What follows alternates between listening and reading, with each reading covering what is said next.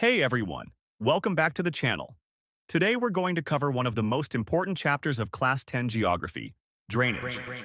By the end of this video, you will understand not just the textbook concepts, but also how India's rivers, lakes, and drainage systems shape our land, our culture, and even our economy. Let's get started. What is drainage? The term drainage refers to the river system of an area. When rain falls or when snow melts in the mountains, the water does not stay in one place. It naturally flows down due to gravity, making small streams.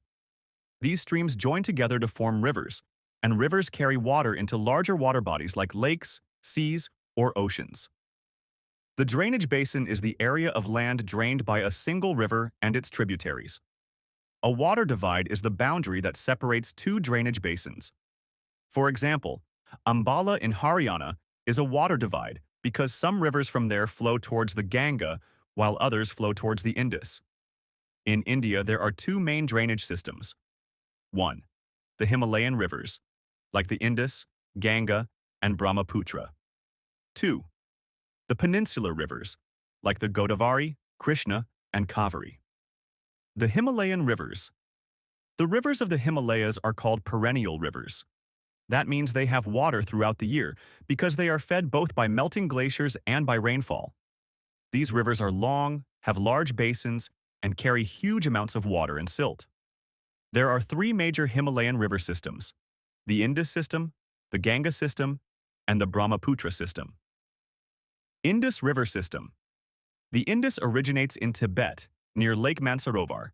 It flows through Ladakh, Gilgit, and Baltistan, and then enters Pakistan before draining into the Arabian Sea. Its major tributaries include the Jhelum, Chenab, Ravi, Bais, and Sutlej. These rivers are very important because they provide water to the northwestern parts of India. In fact, Punjab literally means the land of 5 rivers, named after these tributaries. Interesting fact, the name India is actually derived from the word Indus. Ganga River System. The Ganga originates from the Gangotri Glacier in Uttarakhand. At first, the river is called Bhagirathi. When it meets the river Alaknanda at Dev Prayag, it officially becomes the Ganga.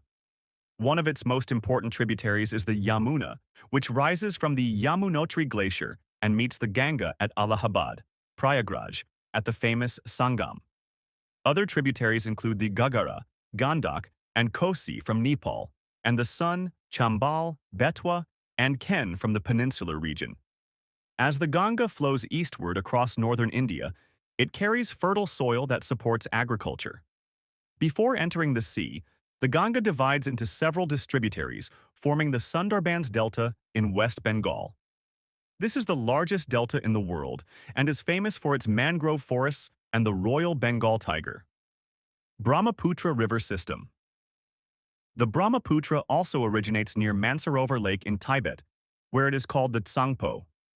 It flows parallel to the Himalayas for a while, then takes a sharp turn and enters Arunachal Pradesh in India, where it is called the Dihang. In Assam, it becomes the Brahmaputra.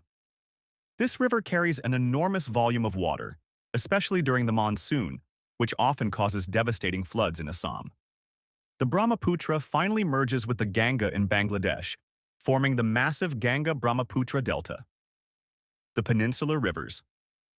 The rivers of peninsular India are different from the Himalayan ones.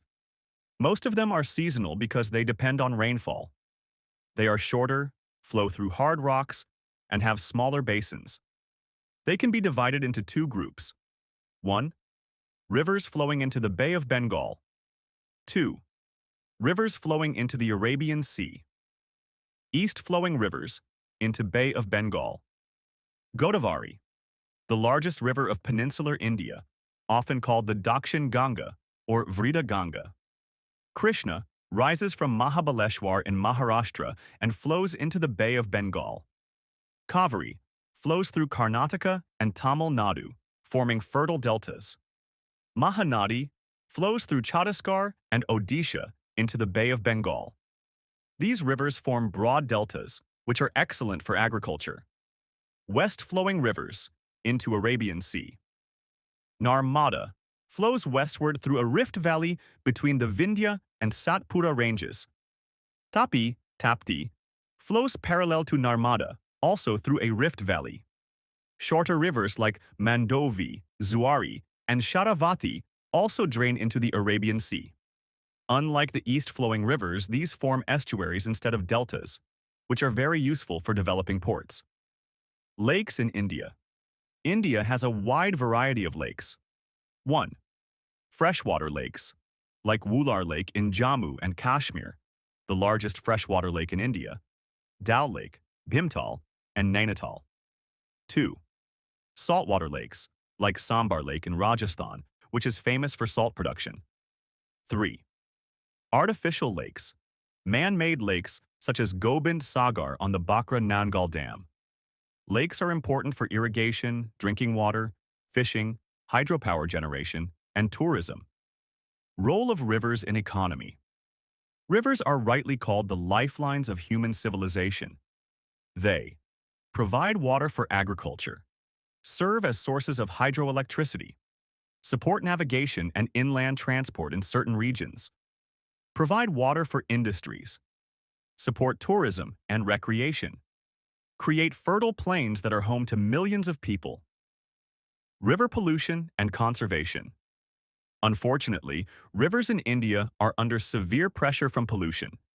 Industrial waste, untreated sewage, agricultural chemicals, and religious practices like idol immersion have made many rivers toxic.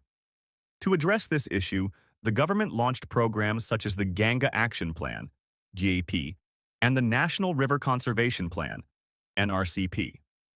The main goal of these programs is to reduce pollution, treat sewage before it enters rivers, and restore the health of our river systems. Conclusion. So that was the full chapter on drainage.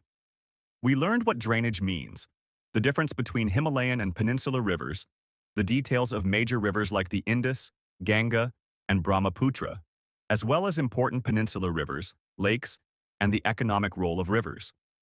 We also discussed the challenges of pollution and the need for conservation.